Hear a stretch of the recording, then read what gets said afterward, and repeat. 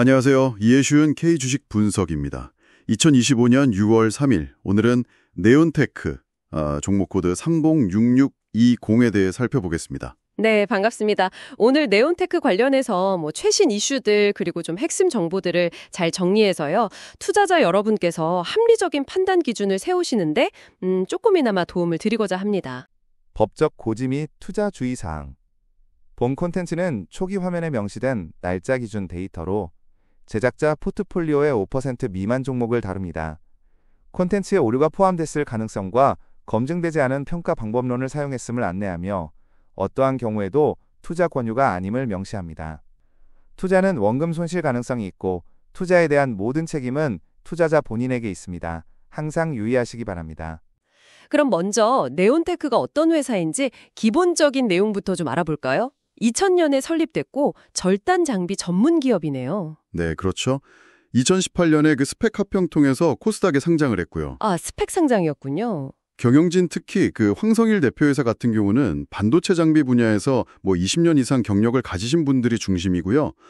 주목할 만한 점은 역시 기술력인데 반도체 웨이퍼 자르는 다이싱 소우랑 이걸 또 분류하는 소우앤소터 장비, 이걸 국내 최초로 국산화했어요. 와, 국내 최초 국산화요? 그 기술력이 상당하다는 이야기인데요. 네, 맞습니다.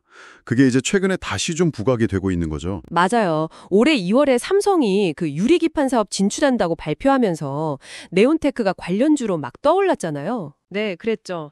유리기판 가공의 핵심 기술인 싱귤레이션, 이 관련 원천 기술 특허를 13개나 가지고 있고요. 13개나요? 네. 그리고 또 그 FCBGA, 그러니까 플립칩 불그리드 어레이 반도체 패키지용 양면 세정 소우앤소터 장비, 이것도 세계 최초로 개발해서 양산까지 성공한 이력이 있거든요. 세계 최초 개발의 양산까지. 대단하네요. 작년 9월에도 그 삼성전기 MLCC 활용한 전고체 배터리 개발 소식 때 관련주로 언급됐었죠. 네, 맞아요. 그때도 한번 주목을 받았었죠. 주가 움직임도 그래서 상당히 컸습니다. 지난 1년 보면 최고가가 3,460원, 최저가는 1,672원, 변동폭이 꽤 컸어요. 네. 작년 하반기 드론 테마, 또 올해 초 유리기판 테마로 급등했다가 지금은 좀 조정을 받는 모습이네요. 네, 현재는 그런 상황입니다. 다행히 아직까지 특별한 법적 분쟁이나 그런 이슈는 없는 것으로 파악되고요. 알겠습니다. 그럼 이제 구체적으로 어떤 제품 서비스를 만드는지 좀 더 자세히 들여다볼까요? 네, 주력은 역시 그 반도체나 디스플레이용 다이싱 장비고요. 아까 말씀드린 FCBGA용 소우앤소터, 그리고 MLCC, 그러니까 멀티레이어 세라믹 커패시터 절단 장비, 이게 핵심입니다. 특히 그 삼성전기 쪽이랑 관계가 깊다고 들었는데요. 아, 네. 삼성전기 중국 현진 공장의 전장용 MLCC 절단 장비는 아예 단독으로 공급하고 있고요.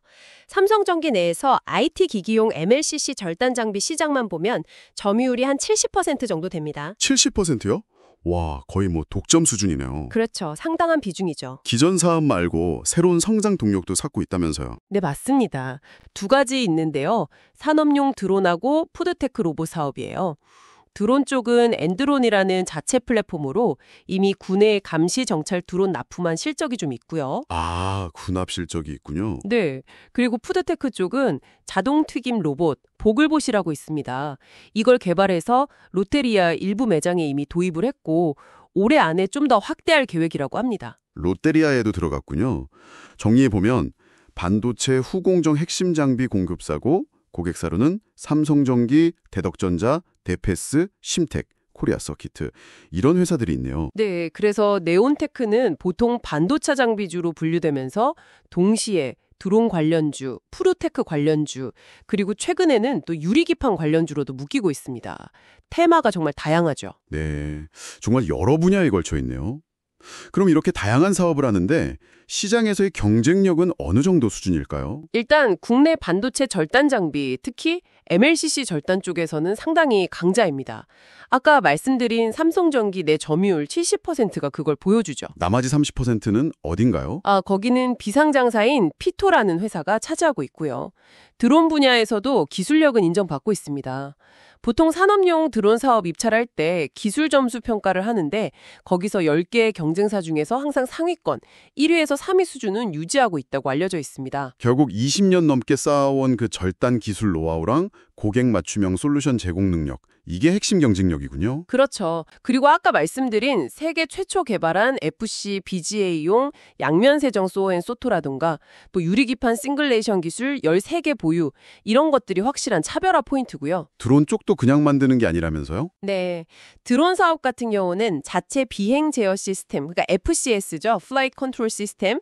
그리고 여러 대 드론을 동시에 통제하고 비행 계획 짜는 그런 소프트웨어 기술까지 다 자체적으로 개발해서 내재화했다는 점이 강점입니다.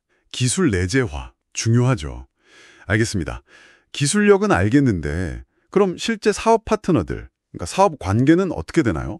일단 삼성전기와는 핵심 협력사죠. 중국 텐진 신공장에 단독 공급하는 것만 봐도 알 수 있고요. 삼성전자와도 과거에 반도체 장비 공급했던 이력이 있어서 앞으로 유리기판 사업에서도 협력 가능성이 계속 이야기가 나오고 있습니다. 아, 삼성전자와도 연결고리가 있군요. 푸드테크 쪽은요? 푸드테크는 작년에 롯데그룹 계열사인 롯데GRS와 MOU를 맺고 롯데리아의 보글봇을 도입했고요. 그 외에도 BBQ, 교촌, 바른치킨 같은 여러 프랜차이즈하고도 협력 관계, 그러니까 MOU를 맺어둔 상태입니다. 치킨 집사장님들 일손 덜어주겠네요. 드론 분야는 어떤가요? 드론은 작년 12월에 포천시하고 국방 무인기 산업 발전을 위한 업무 협약을 맺었고요. 올해 3월에는 그 발사체 개발하는 회사죠. 페리지 에로스페이스하고 손잡고 고성능 국산 추진기관 회수용 공격 무인기 개발 관련해서 MOU를 체결했습니다. 국방 쪽 협력이 좀 눈에 띄죠? 네, 국방 분야 협력까지 정말 다방면이네요. 자, 그럼 이제 좀 중요한 부분이죠. 최근 네온테크를 둘러싼 좋은 소식, 호재와 또 우려되는 점, 악재는 뭐가 있을지 살펴보겠습니다. 호재부터 좀 볼까요? 네, 호재 요인으로는 일단 전방 산업인 반도체 장비 시장 전망이 아주 밝습니다. 올해 2025년 전 세계 시장 규모가 역대 최대치인 1,130억 달러로 예상되고요. 내년 2026년에는 1,390억 달러까지 더 성장할 것으로 전망됩니다. 와, 시장 자체가 엄청 커지네요. 네, 특히 인공지능, AI용 고대역폭 메모리, 그러니까 HBM 수요가 막 늘면서 D램 관련 장비 투자가 늘어날 거라는 기대감이 크죠. 드론 시장도 계속 성장세죠. 그렇습니다. 글로벌 드론 시장도 올해 약 406억 달러에서 2030년에는 578억 달러 규모로 꾸준히 성장할 것으로 보이고요. 특히 미국이 중국산 드론 규제를 강화하는 움직임이 있잖아요. 이게 국내 기업들한테는 반사수의 기회가 될 수 있다는 분석이 많습니다. 실제로 작년에 우리나라 드론 수출액이 전년 대비 62%나 증가했어요. 62%나요? 굉장한데요? 푸드테크 시장도 빼놓을 수 없죠. 네, 푸드테크 시장 성장세도 정말 가파릅니다. 전 세계 시장 규모가 올해 3,600억 달러에 이를 것으로 보이고 국내 시장만 해도 이미 2020년에 61조 원을 넘어섰거든요. 시장 자체는 계속 커지고 있는 건 분명합니다. 네, 이렇게 좋은 소식들이 있는데 반면에 좀 걱정스러운 부분, 악재 요인도 있겠죠. 네, 그렇습니다. 악재 요인을 보면 일단 작년 연간 매출 자체는 늘었지만 올해 1분기 실적이 좀 많이 안 좋았습니다. 매출이 76억 원으로 바로 전 분기 대비해서 57%나 급감을 했고요. 영업이익률은 마이너스 41.63%. 그러니까 큰 폭의 적자를 기록했습니다. 마이너스 41%요? 실적이 상당히 안 좋았네요. 네, 실적 악화가 좀 심각한 수준이었죠. 그러다 보니 재무 구조에 대한 우려도 나오고 있습니다. 올해 1분기 기준으로 부채 비율이 157.69%로 좀 높아졌고요. 영업활동으로 인한 현금 흐름도 마이너스 48억 원. 그러니까 돈이 들어온 게 아니라 오히려 빠져나갔다는 거죠. 현금 흐름이 마이너스면 좀 위험 신호 아닌가요? 네, 그렇죠. 결국 26억 원의 단기 손실을 기록했고요. 그래서 수익성 개선이 정말 시급한 상황이라고 볼 수 있습니다. 알겠습니다. 실적과 재무 구조 개선이 시급하다.